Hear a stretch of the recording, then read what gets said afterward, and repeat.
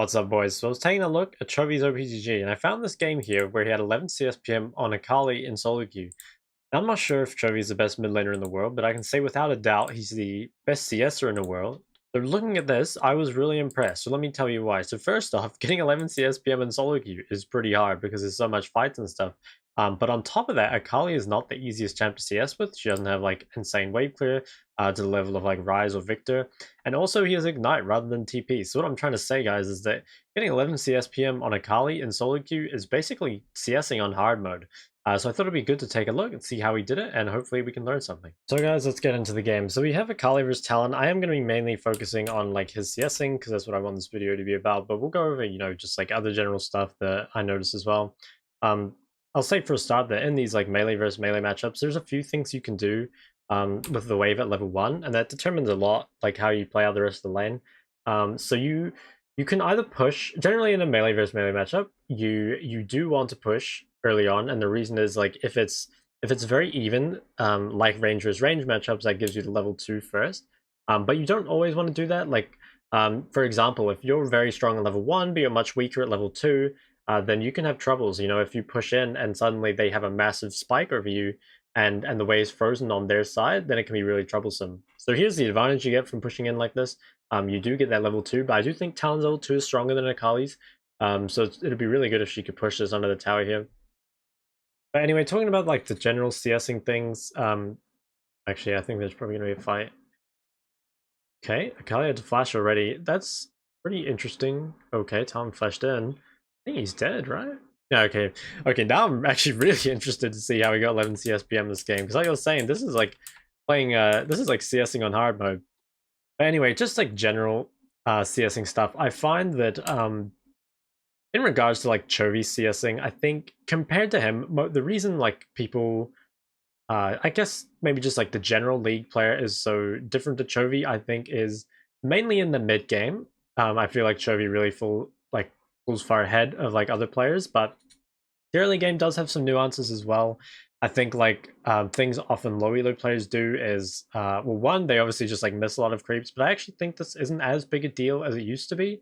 I think just like in general, people have gotten like quite a bit better at CSing over the years, and it's not a huge problem. I guess maybe like if you're like relatively new to the game, like practicing CSing is still quite important. But for the most part, I actually think like people of all elos are reasonably decent at CSing.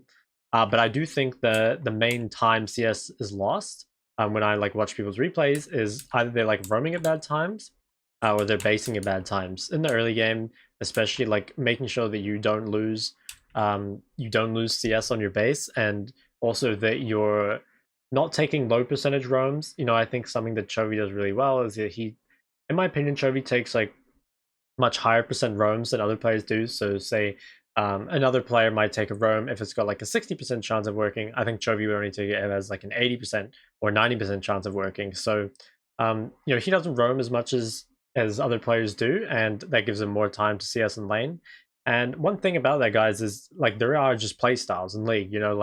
Um, Chovy's a very different player from Doinby, but they're both like very, very good players. So even at a very high level, it's not totally clear what playstyle is best, and often it can depend on the meta, right? Anyway, what we're seeing here, so this is one thing that I think helps you get CS quite a bit. So if you're kind of if you're on the back foot in lane, your opponent kind of chooses when you get to CS, you have to be careful of his pressure and stuff like that.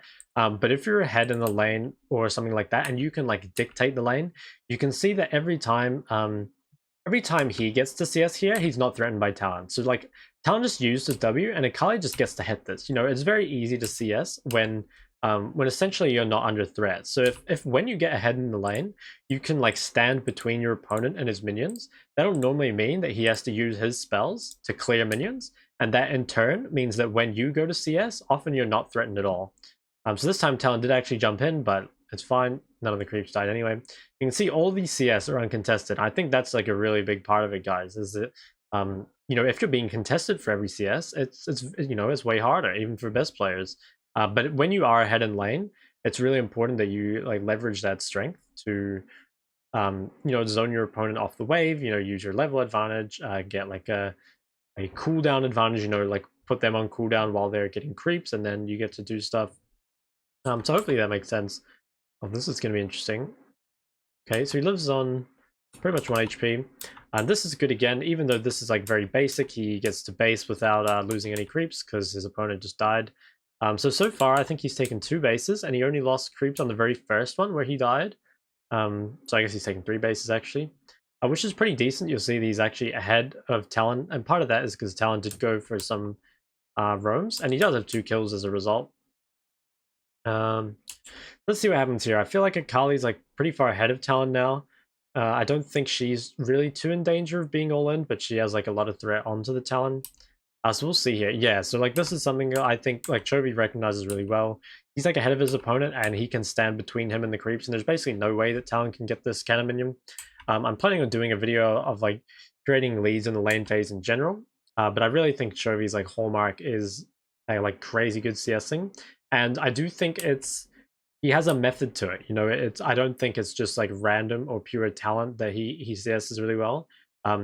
He's I think at least he's a very cerebral player. He puts a lot of thought into the way he does things. So I think another thing that I want to say is that Chovy doesn't use spells kind of like needlessly on the wave. You know, I see a lot of people here would see these 4 creeps grouped up, and they would just immediately queue them, but that wouldn't exactly be correct. So the first reason is obviously you can deny a few more creeps, like while it's on the way in. You know, if Talon's not strong enough to walk up to the wave, you can deny a few more creeps. But another reason is just like, if you queue this and one of the creeps gets left on 1 HP and then it dies to a minion, you're going to miss it. But one thing that I see players like Chovy do is often they just wait for the creeps to be low. So rather than like queuing them twice, they actually only queue them once. I don't know if that made sense. What I'm trying to say is that you need to be very sure that your spell is going to kill them. Otherwise, you're essentially denying yourself CS because you're just going to be missing it. Okay, so that was pretty good. Akali traded her W for Talon's W. She could probably queue the backline twice here. But it looks like she's not going to. Just zoned off by Talia. I do think Akali's in a really good spot now, though, with Talon having no R or Ignite. I puts Akali in like such a strong position.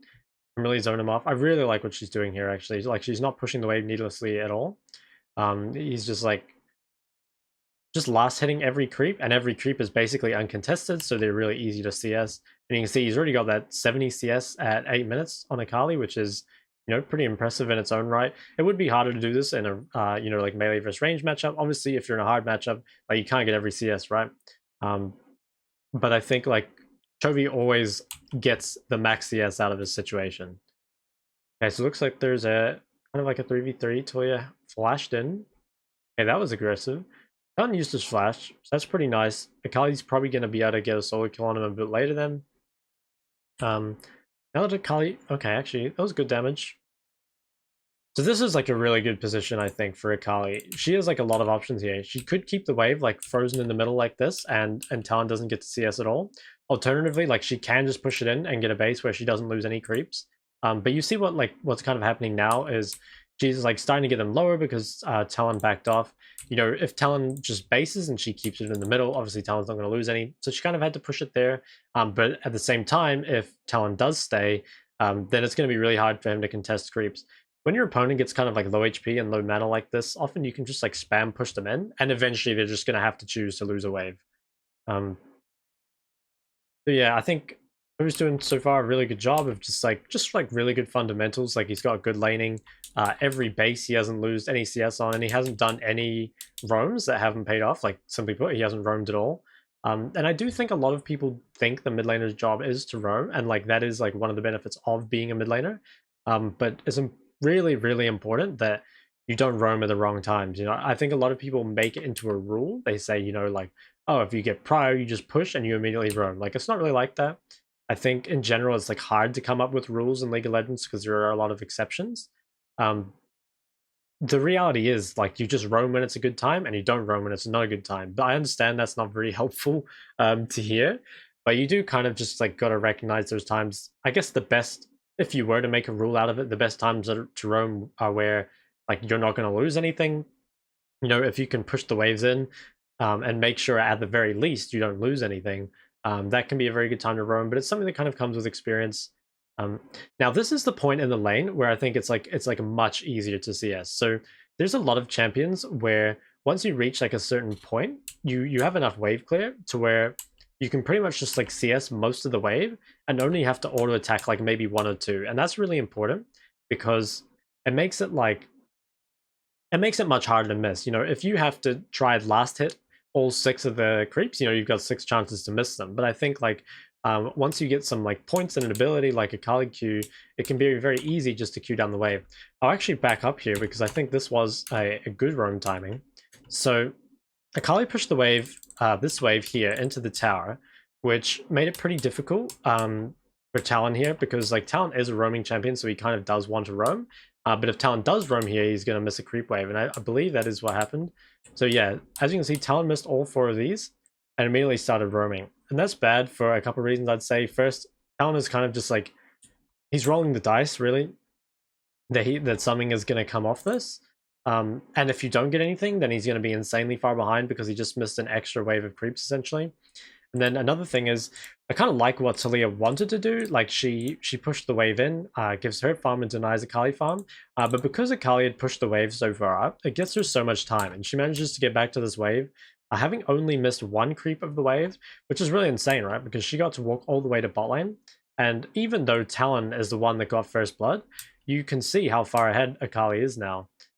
Pretty much simply through strong fundamentals. You know, I really don't think there's anything in this game that was like something that you guys couldn't do. Like obviously Chovy is a really good player, right?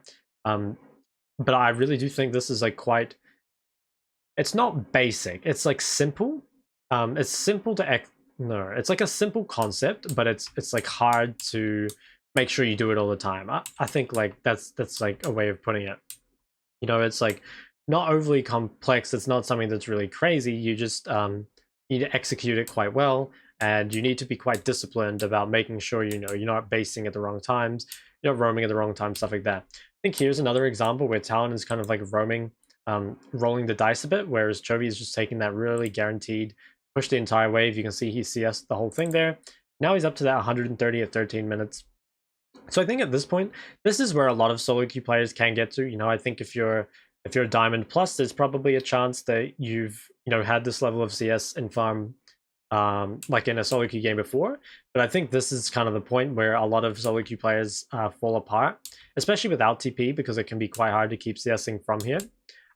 So let's kind of see how he continues to CS. I'm not too concerned about like how the fights play out. Kind of just want to skip past them all and see after his base here. Okay, so after he bases, coming into the mid game, this is where solo queue players really fall apart in their CSing, in my opinion. It's really important that when you're playing mid lane that you are farming the side lane, and that's for a couple of reasons. The first reason is that obviously it keeps your CS and XP up, and it means that your AD carry can farm mid on their own without having to share like gold and XP with you, only with their support. Another thing is you can often create better fights by pushing in the side lane first. So for example, if we take a look at this, right now, the enemy team is grouped 5 at Herald, and I think it can be very tempting to walk up to this and be like, oh, we should fight the Herald. But if Akali walks to this, it's a 5v5. You know, it's an even numbers fight. Alternatively, if Akali's team just like backs out and Akali can like push this wave, eventually she can get the wave all the way up to here, and someone will have to answer it, and that'll give her a lot of time to walk mid and hopefully create an uneven numbers fight, one that'll be in their favor. If you do this in solo queue, you do have to like obviously be aware that your team might just fight without you. But I think if you are, especially if you're playing a carry champion, oftentimes even if your team dies, you might actually get more gold in the side lane. So you can see here, Akali she's getting like solo XP, she's getting crazy amounts of gold. She's like farmed a ton of waves, and now taking a tower. So if we look at the mid lane gold difference, she's up basically 2k, and she's also up 2 levels. And that's like kind of getting to the point where it's like impossible for the enemy team to deal with that sort of lead. So here's what I mean. When you're playing a champion, especially like Akali, where you're not scared about getting ganked in the side lane because you have so much mobility, you can push the side wave all the way under the tower, and that gives you a lot of time to do something. You can either farm camps, you can roam, you could keep pushing if you were playing a champ that was good at pushing, but Akali's not really one of those. So you can see here, guys, before we had that like uneven or sorry, we had that even 5v5, but now Akali comes to a fight where Talon is forced to be in the side lane, and that just like, there's no way Talon can be here. The only thing that sucks is that Lee did die before this, but what this should have been is a 5v4, but either way, she's managed to get it to an even numbers, even though one of her teammates is dead. So that's really the power of pushing that side wave, is that you accelerate yourself really hard in the game. You get a lot of gold, you get a lot of XP, but also you create those fights that are much easier for you to win. It's much easier to win a 5v4, even if the team doesn't play that well. So you can see once again, deployed out of base, straight to the side lane. Once the wave has fully pushed back to your tower, it's like time to go push it out again. And at this point, I don't actually think there's anyone that can contest her. I suppose Tryndamere could probably beat her. But Tryndamere is on the other side of the map, and I'm actually not even sure Tryndamere could beat her. She might just be able to kite him forever, like in her shroud. She's just pushing this in like pretty much the whole way, and I think here there's like a couple things you could do. You could continue pushing this, but I believe the reason the Chovy's not doing that is because dragon's spawning reasonably soon. Let's see, where are the dragon timers? How do you turn those on? Objective timers. So dragon's spawning in 25 seconds, and looks like, let's just go back. I'm pretty sure he completed a full Zhonya's. Yeah. So even though it would have been better, like macro-wise, I suppose, to clear this wave in, it's really important that you're on the map for the dragon, right? And if he had pushed this wave, he would have to choose between not buying that Zhonya's, and then not being on the map, or he could go home, make sure to buy the Zhonya's, and then he can get on the map in time. So by like kind of being like really on top of your CS, you can make sure that you remain, especially as an assassin champ, like on that curve for being able to kill people in the enemy team. It's, if you're playing like a DPS champ, whether you do say 500 DPS or 400 DPS, obviously it matters, but it's very different to an assassin. A lot of the time, you either kill your opponent or you don't. I guess there's a little bit of nuance of sometimes you can chunk your opponent out of a fight and they might be too low to play anyway, but it really does, like, if an assassin falls behind, they are completely useless. So I think a lot of people, when they play champs like Akali or even LeBlanc, they kind of struggle if they don't, if they don't pick up kills, they're not good at farming, and they fall behind that like curve that they need to be on in order to be the like really impactful assassins that they are. Here, I'll quickly back up. Out of base, again, just pathing here. The reason is the bot wave is all the way up here, so there's no point walking there. And Akali is not a champion that dubs camps very quickly. She can't really do the Krugs that easily. So you can just path mid out of base here. It's really important, guys, that when you come out of base, you just like basically like check the side wave and see if you need to answer it or not. Otherwise, you just kind of like deploy on the map and you can go to the waves at a different time. Now here, this is a bit interesting. Because when Akali came out of base, she was like looking, I think, to go bot because like the dragon's here and she should go here. But in the end, I think Shen deployed to the wrong side. I think in this like situation when they're playing for dragon and Shen has TP, Shen should have probably walked top. Actually, is this dragon up or is the minimap just bugged? I think the minimap is bugged. So actually, this dragon isn't up. But I think, yeah, so actually that makes sense, Shen going bot because this dragon's not up. So Akali can probably go top after this. At the moment, there's not much point walking to this wave.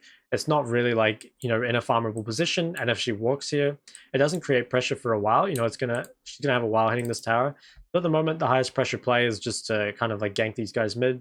Pretty easy. There's not much these guys can do because Akali is just like way too fed at this point. If she gets out, actually. Pretty low. Oh, is that Prowler's call? Yeah, it was. Is he dead? I think he might be dead. Okay, actually played it really well. He got out. I think most likely just bases here. And I think also you'll probably see him deploy to top side. The reason is this blue buff is spawning. Generally when Baron's up, you want the mid laner to be next to the like current objective. I think I've said that before. So right now the current objective on the map is Baron, at least for another 3 minutes until this dragon's up again. So he's deployed on the map to the top side. You can push this top wave all the way in, and that again should create that uneven numbers advantage. I don't think that anyone will be matching her up here in this top wave. So you can see so far, guys, that like he hasn't done anything super crazy in terms of CS. All he's really done, I say all, but it's it's pretty good.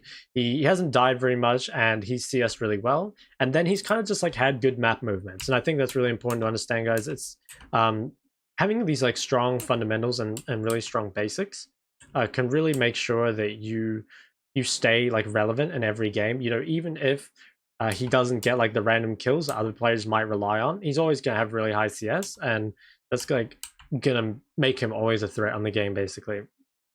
Yeah, the game does look pretty done. I mean, they've got the Baron. Um, he's like continually farming this. I think again.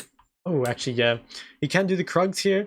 Once you do get kind of fed on Akali, you can start doing jungle camps, but it is sort of hard normally. And this is one thing actually, is if you remain like high CS and like kind of ahead of the game, um, it like accelerates your farming more and more. You know, it's kind of the rich get richer. The faster you can clear a wave or clear a camp, the more time you get, which allows you to do more farming or just like base, or you know, generally it just allows you to do stuff that's better with your time. So again, taking a base when the wave goes like all the way into the tower, this ensures she's not going to lose any CS, and can kind of just like deploy on the map without really losing anything. Looks like this Trinity is a bit far up, so probably just take him out really quick. He does a lot of damage. Did Trinity even ult? No, he didn't. Probably unexpected. So yeah, I think looks like this game is about to end on the timeline, but I think it was pretty like, I hope this was helpful. I think this was really a game that showcased like those strong CSing fundamentals, and how like a lot of CSing is actually not in right clicking. You know, I think a lot of people, when they think of having good CS, is they say, oh, he just like doesn't miss CS, and that's true. But they're normally talking about like they don't miss them as in he right clicks them and misses them. But really, not missing CS is more about, you know, making sure you're on the right place at the right time on the map. You know, making sure you're getting those good bases in. You know, not dying at random times, everything like that. So hopefully you helped this guy. Hopefully this was helpful, guys. This is kind of, I guess, a precursor to what I expect will be a full like CSing guide from me. So hopefully, yeah, this was helpful. And if you did, go ahead, like and subscribe, and I'll see you guys next time.